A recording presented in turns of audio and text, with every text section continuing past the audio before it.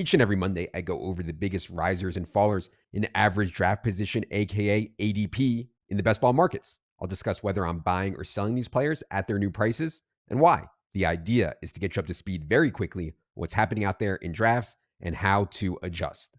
Let's begin with the best ball risers from the last 7 days. First one I want to talk about is Noah Fant. Noah Fant is up 4.6 spots to 180th overall on Underdog. Not surprised to me at all. Noah Fant is my most drafted tight end personally so far. I think I'm up over 40% on Noah Fant right now. Price has been steady rising. Used to go around pick 200. Now he's up to 180 on Underdog, 193 on DraftKings.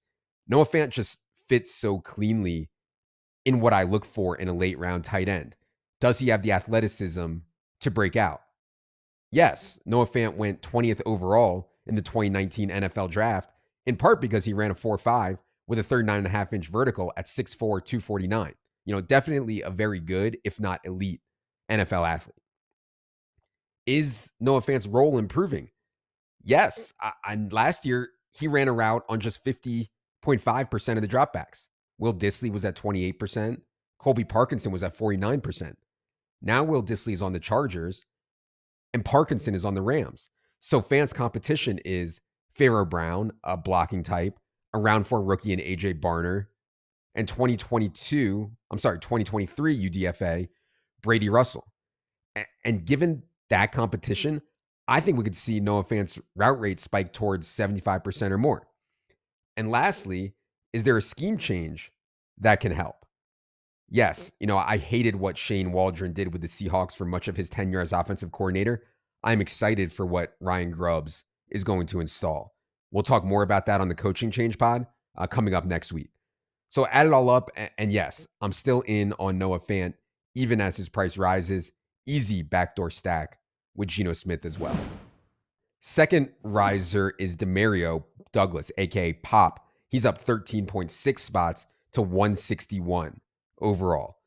Bunch of positive news on Patriots wide receiver Pop Douglas lately, causing this rise. On June 21st, the Athletic Patriot beat reporter Chad Graff called Demario Douglas, quote, by far the Patriots' best and most explosive playmaker in practice this spring. Then on Sunday, ESPN's Mike Reese says he expects the Patriots' top 3 wide receivers to be Demario Douglas, Jalen Polk, KJ Osborne. He added that Pop Douglas looks as quick as ever. So it's a messy depth chart. I didn't mention round 4 rookie Javon Baker or Kendrick Bourne, who's coming off the ACL, or Juju or Tyquan Thornton or any of that. But given the way that Demario Douglas played last year, catching 49 balls in 14 games, showing an ability to win at the NFL level as a round 6 rookie, I get it.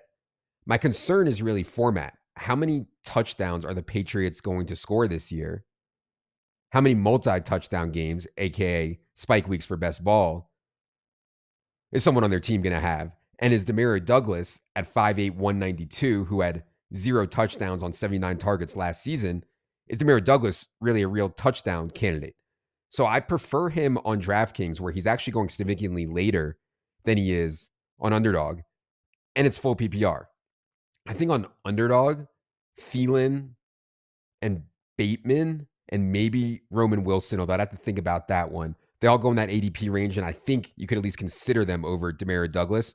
Although at that point in the draft, I'm hopefully pretty set at wide receiver and only looking for stack partners at that point anyways, where a Demario Douglas, Drake May, or Adam Thielen, Bryce Young, or if I have Lamar, Bateman, or Russ Wilson, Roman Wilson, that would make me break the ties at that range of wide receiver. But again, hopefully I'm not dipping that low for wide receivers that I actually need as primaries. Third riser is Rashee Rice. Rashee Rice up 3 spots to 70th overall.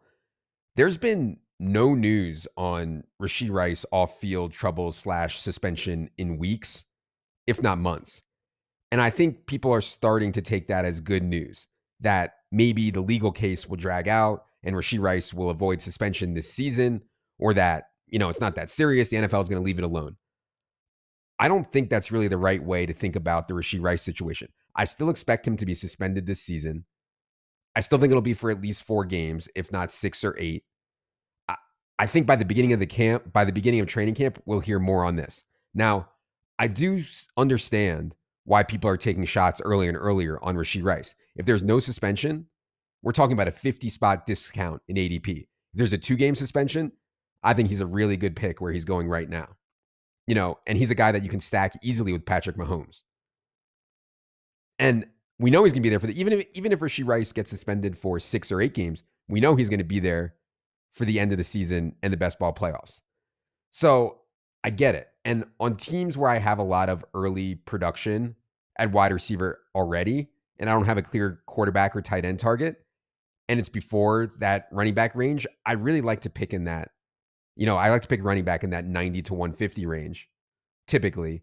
And so I consider Rashee Rice, where he goes in that 70 or 80 if I have the right wide receiver room already.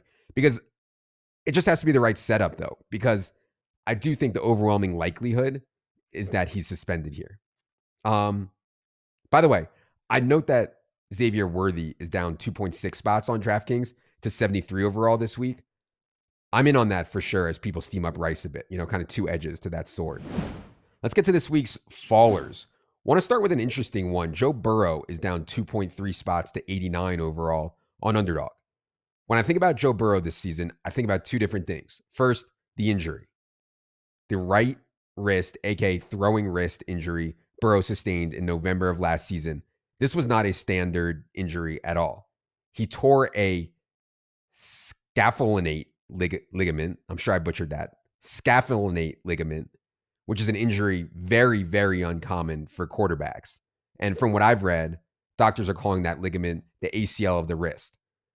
The good news is that Burrow was indeed throwing at OTAs. By all reports, his velocity seems strong. Again, I'm no doctor. From what I can tell, he should be fine throwing. I think the concern is if he takes a hit, puts his wrist out to break the fall. I think there's some concern there, but we're still 2.5 months out from week 1. I'd consider the injury only a mild concern. The second part of the Burrow outlook is how he scores fantasy points. He's never run for more than 257 yards in a season. And therefore, his fantasy finishes in points per game are quarterback 25 last season, quarterback 4 in 2022, quarterback 10 in 2021, quarterback 17 in his rookie year before the ACL tear. Basically, when you're a pocket passer, you need truly elite volume and really strong efficiency to compete with the best quarterbacks in fantasy. Can Joe Burrow generate both of those, elite volume and elite efficiency? Of course. But it's just a thinner bet. More has to go right.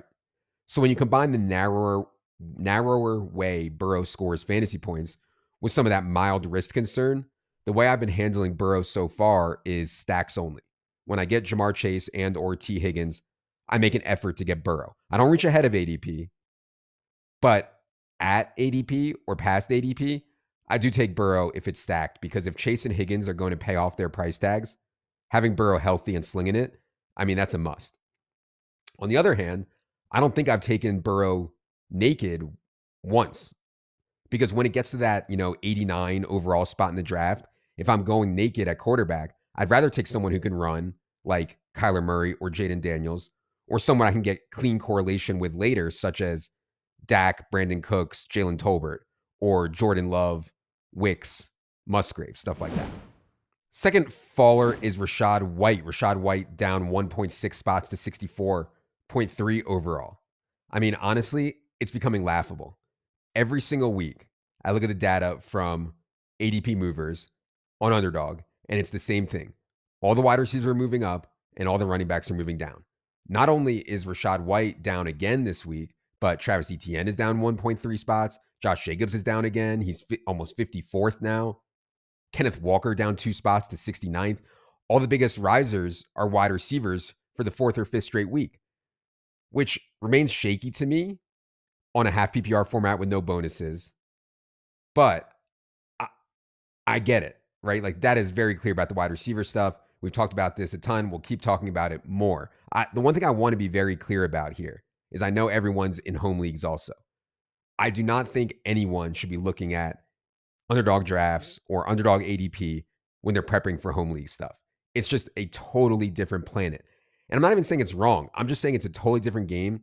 and we need to adjust. And we're going to work on that for our home league stuff and home league rankings that are in Draft Kit Pro. But when we have things like Isaiah Pacheco, top of round 5, Jacobs going 54th, James Cook 58th, Mixon 62nd, Rashad White 64th, Kenneth Walker 69th. When that kind of stuff is available to us so late, combination of both role and talent, it's not typical dead zone stuff. So yes, I'm still interested. Now, on DraftKings, I'm far more likely to go true zero running back. But on Underdog, you can get elite wide receivers early, maybe even elite quarterback as well, and still get at least one of the running backs I just mentioned in round 5 through 7. And I would include Rashad White in there as one I'm okay taking. Losing Dave Canales is a concern, but White's ability to play so well in the pass game keeps his floor ceiling combo really high. And I know that they drafted Bucky Irving, but White's volume projection remains one of the better ones among all running backs. 16 carries and 3.8 catches per game last year. There's room to lose a little bit off that and still have really strong volume. The concern on White is lack of efficiency, career 3.7 yards per carry, and lack of touchdowns, which is why I prefer Pacheco, Jacobs, James Cook, Joe Mixon over Rashad White. But at cost, in the right structure of a team, I still think White can fit. Last faller is one I've been thinking about lately. Juwan Johnson down 7 spots to 205.8 overall. I know we talked about this one with Silva on last week's show. Hopefully you all caught that. Juwan Johnson has a foot injury and needs surgery. Timeline is not very clear. All we know right now is the Saints have said they're optimistic that Juwan Johnson will be ready for week 1. This is a guy who had a pretty strong profile for a late round tight end in an offense I expect to be much better and more efficient this season. And he plays a position that it doesn't take a lot to make a difference in a given week. And so given that Juwan Johnson's ADP peaked in the 170s, 180s, we're now getting a 35, probably soon 40 spot discount because of this injury. But what if he comes back in September and is 100% by October, which I don't think is crazy. That's probably the base case. Then in the 18th or 20th round, we're injecting a third tight end at very little opportunity cost who can win us a week. And who cares if we don't use him at all early on? All the money is late anyways. And so Juwan may not even get drafted in all leagues, which is an edge come playoff time. So I don't do a ton, but I think there's merit in at least considering Juwan Johnson as a last rounder when you need some tight end value late. All right. That is going to do it for this week's Market Monday. Oh, by the way, today, July 1st, is our 5-year anniversary of launching ETR. It's grown in a way we never could have imagined, all because you guys and girls continue to find value in our work and are willing to support it with your wallet. So just so appreciative. It's a sentimental day for me personally. Just feel really fortunate and grateful that this is our quote unquote job. So thank you. All right. We'll be back later this week with Silva and Thorman to talk pace and how that is affecting rankings. Also coming up is me and our co-founder, Taylor Cabey, on a podcast to talk all things ETR at the 5-year mark. So stay tuned. For producer Luke, for editor Jackson, for Jerry, I am Adam. Good luck, everybody.